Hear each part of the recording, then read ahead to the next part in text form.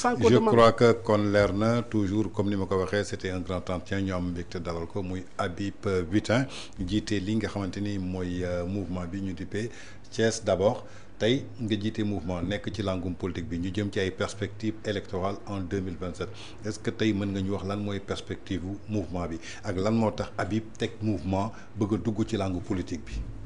waaw xam nga man dama am tey du man kese sax ñu bëri lu ñu constaté. tey c'est une valeur fondamentale. muy la participation citoyenne. xam nga sànq ñu ngi wax l'information ma ne l'information pourquoi l'information est utile parce que day faciliter l'exercice citoyen. day faciliter la participation citoyenne. et la participation autant on en a besoin soxla nañ ko. au niveau national dañ koo soxla au niveau local. moo tax sunu mouvement c'est d'abord un mouvement citoyen. Thiès. Thiès d'abord. C'est un mouvement citoyen. te aujourd'hui yàlla may nañu ko. ba xam ne dynamique citoyen boobu. tey Thiès d'abord est devenu une force de proposition et d'action au niveau de la ville de Thiès. ah dynamique citoyen boobu tey permettre nañu mu am benn fenêtre d'opportunité bu temps bu historique. xam nga mooy ban. mooy redéfinir les relations entre les élus locaux. ak les citoyens. xoolaat redéfinir contrat bu leen régir relation ak contrat bu leen régir. tey aujourd'hui fenêtre d'opportunité historique bi xam nga mooy lan. mooy mettre la jeunesse au cœur du développement. au cœur de la participation citoyenne. loolu tey moo tax mouvement bi jóg. léegi perspectives les perspectives sont riches. perspectives elles sont riches. moo tax mais dafa exigeant également. perspective dafa laaj la proximité avec la population. Tange nga nekk ak askan bi. du déglu askan bi. du weccoog askan bi du waxtaan ak askan bi bu mën a xam soxlaam. xam foo ko yóbbu. dafa laaj aujourd'hui la structuration. moo indi tey coalition Thiès d'abord. Thiès d'abord mooy ne mouvement bi xam ne lan lañ ko muy mouvement Thiès d'abord. moom la ñu transformé mu nekk aujourd'hui une force électorale. parce que li ñuy bëgg yéene ko di ko jéem. bu ñu ko bëggee gën a saxal bu ñu bëggee gën a dimbale population yi dans la participation. c'est de faire des listes citoyennes. et je mesure bien moom des listes citoyennes yoo xam ne citoyens thiessois yi ñoom ñoo fay nekk. ñoom ñooy impliqué wu ñoom ñooy jëlaat seen gestion municipalité. te temps fii am nañu des exemples patents. tey boo demee Kaolack lan moo ko gagné. c'est une liste citoyenne. ça veut dire que askan wi bu ñu soxlaa jël lu ñu moom am nañu fula def ko. loolu par la coalition Thiès d'abord moom la ñu bëgg permettre aux citoyens thiessois. ñëw ànd ak ñun. tey aujourd'hui sunu avantage xam nga la. c'est l'ancrage local.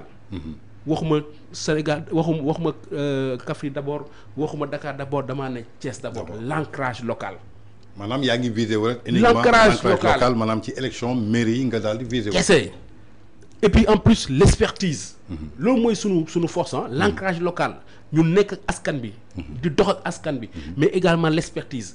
Tange ñuy ànd ak ñun di dox ak ñun. am nañu taxawaay professionnel bu xam ne si mbirum luy doxal dëkk. luy doxal ville luy doxal commune. am na yàlla lu mu si may. donc l'expertise. mais am na leen lu xam ne moo gën a am solo. moo ne dañoo bëgg comme li ñu bëgg a dàq nii Sénégal. clivage. dañ ko bëgg a dàq dañoo bëgg unir les Thiessois dans un projet commun. et ce projet c'est rien d'autre que de faire de Thiès une ville un territoire. avec un développement unifié. avec un développement cohérent. mais avec un outil fondamental. mooy ni ko wax sax l'intercommunalité. d'accord mais tey dañuy gis ni que mouvement bi tudd Thiès d'abord coalition bi encore tudd Thiès d'abord lu tax mouvement bi ak coalition bi bokkutul ak yeneen kàngam aussi ñeneen ñoo nekk ci biir coalition bi ñoo xamante ni ràññee nañ leen pour que ngeen mën a porter combat bi ba mën a teg benn liste citoyenne pour que ngeen mën a atteindre seen objectif par rapport ak seen programme. mouvement bi mu ngi tudd Thiès d'abord. waaw mouvement bi mu ngi tudd Thiès d'abord coalition bi. tudd Thiès d'abord xam nga tax parce que Tange boo nee Thiès d'abord. mënoo ci génnate kenn. waaw suñu gis-gis buy boole la gis-gis d'unification la. boo nee Tange boo duggee tey nga ne Thiès d'abord. Thiès boo duggee Thiès mënoo si bañ a gis sa bopp. kon parti yëpp ak ci biir. est-ce que tey xam nga te ñoom xam nañ ko ci saa yi xam nañ ko. tey sama mouvement. parti boo laal. maam parti boo laal. ñu ngi si biir mouvement bi xam nga pour lan. parce que ils ont compris que l'enjeu local n'est pas un enjeu partisan. waaw ça c'est vrai. L'enjeu local c'est pas les partis. Ça, les c'est partis vrai. c'est de l'idéologie. Ça c'est vrai. L'enjeu local il est factuel. il kii la nu ko réalité la. et yàlla dimbali lañu ak ñu ngi àndal on a pu comprendre faire comprendre aux Thiessois que local yi nekkul mbirum Pastef nekkul mbirum APR nekkul loolu naxate la. la preuve mooy ne chaque fois bu ñu ko doon def. gis nañu résultat yi muy joxe. il faut ki ñuy fal muy yeewoo ak yéen. il faut ki ngeen di fal mu doon ki ngeen wóolu. il faut ki ngeen di fal ngeen mën a jot si moom. il faut ki ngeen di fal consacre uniquement pour la commune. parce que bu nekkul loolu lan la ministre bu ñu fal la. ministre la ñuy ñëw jël ku fal ko. du ñu am suñu temps muy dem def conseil des ministres. bu nekkee député du am suñu temps mu dem defi mu dem assemblée. ñun on a dit non dañoo bëgg ay Thiessois yu taxaw. d'accord moo tax solo ñu sax gis nga sunu programme. programme bu réaliste bu ëpp amul. moo ne toog nañu 1 an et demi. jàngat xool. lan la soxla yite sénégalais et on s'est rendu compte xam nga temps la c'est la satisfaction des besoins fondamentaux élémentaires. d'accord je crois nit dañuy wuri fu sonn Tange Thiès xam nga la mooy priorité bi ñun lu ñu gëm mooy priorité mooy la santé. la santé gis nga ville mënul développer avec une population malade ville mënul développer avec une population qui n'est pas qui n'est pas bien pris en charge médicalement te poste de santé yi centre de santé yi dañ si war a def jéego bu am solo prendre en charge agent de santé yi Tange Sénégal ba léegi mën nga comprendre que agent de santé dañ koy fay ak ticket kees lañ koy fay ticket mooy ticket 1000 francs yi fay Tange est-ce que loolu waa jàpp nga ne c'est une dignité pour le travailleur. non c'est pas normal. Tange fii Sénégal am na maire man xam naa maire yu xam ne dañuy jël tous les agents en charge donc lu mën a nekk la loolu la ñuy yéene waa Thiès. prendre les agents de santé mairie yi di leen fay ñun mairie fu ñu gañee agent de santé kenn di ko fay te si ticket. d'accord Tange est-ce que xam nga ne mairie Thiès amul benn mairie boo xam ne am na ambulance tu t'imagines dans une ville de Thiès amul benn mairie boo xam ne am na ambulance. à 70 kilomètres de Dakar de la capitale. Tange dans la ville de Thiès amul benn mairie bu am corbillard. du yoon. amul benn ni corbillard ni ambulance. du yoon tey boo duggee si poste de santé yi kii bi ni ko sax condition hygiénique. mooy dugal si toilette yi. waaw demal dugg si toilette nga xool ñu ne ñu ngi si ay poste de santé la ñu nekk. fii à 70 kilomètres de Dakar.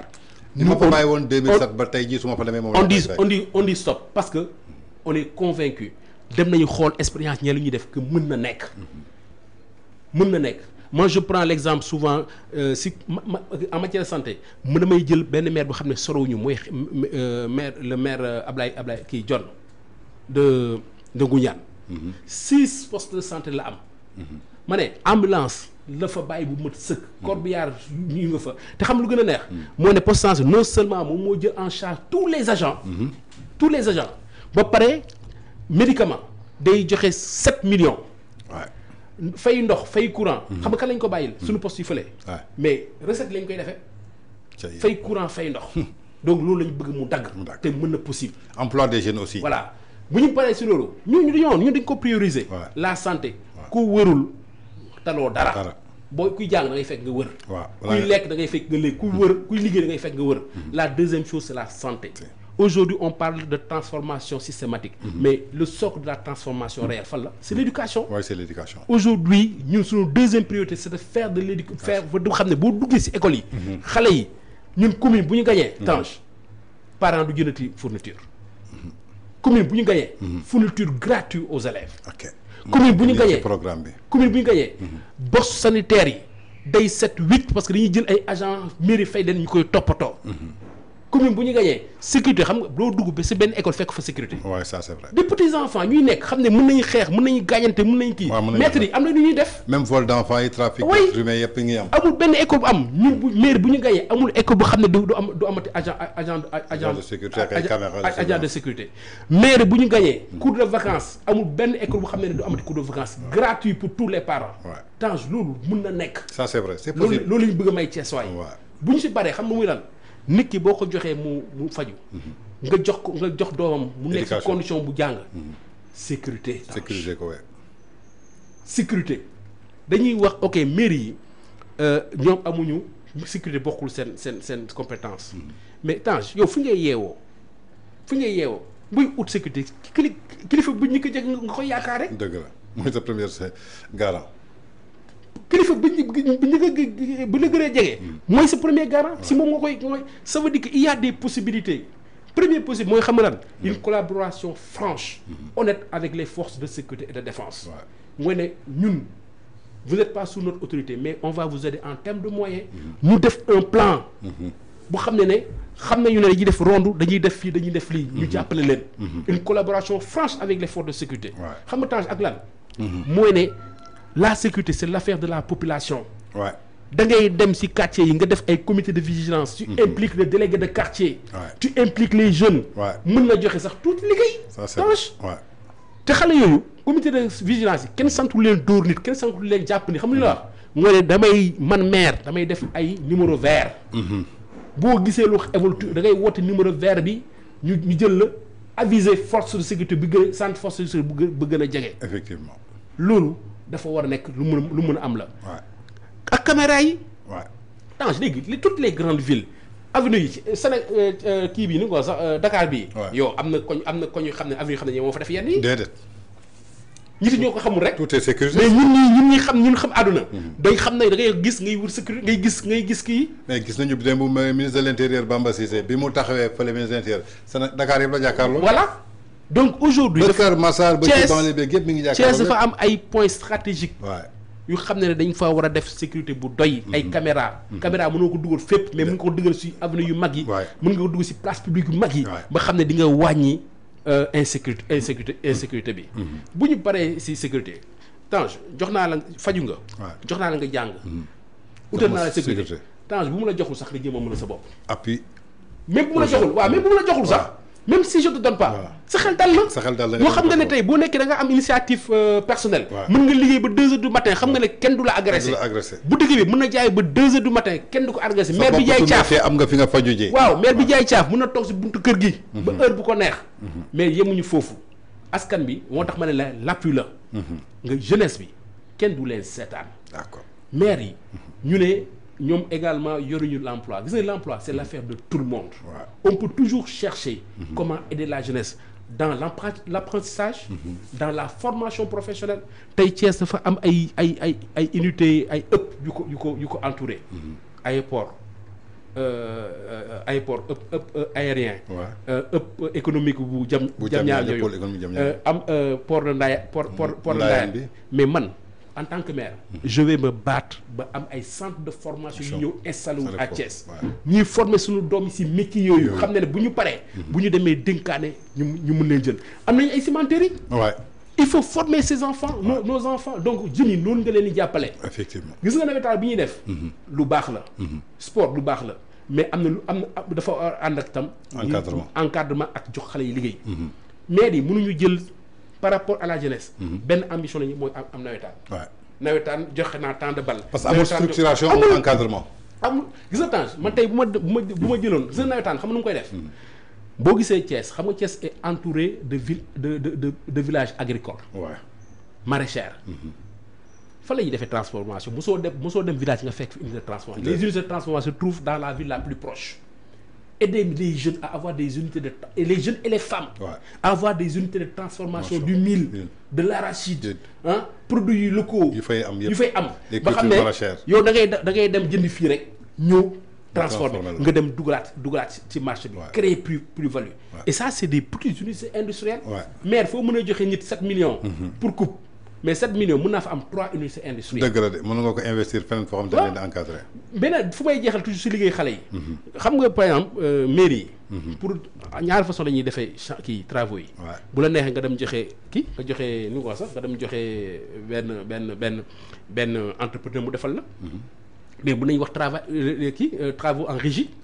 mooy ne maire day recruter ay propres plombiers. qualifié nag.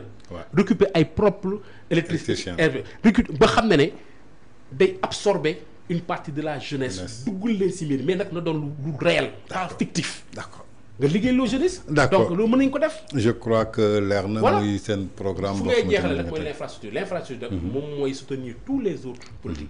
ok mooy ne boo defaree pour am hôpital. pour am poste de santé infrastructure la. pour defar tali infrastructure la. waaw mooy soutenir lépp. pour defar cadre de vie aussi jardin yi yooyu pour que ñu mën a am loisir ak divertissement.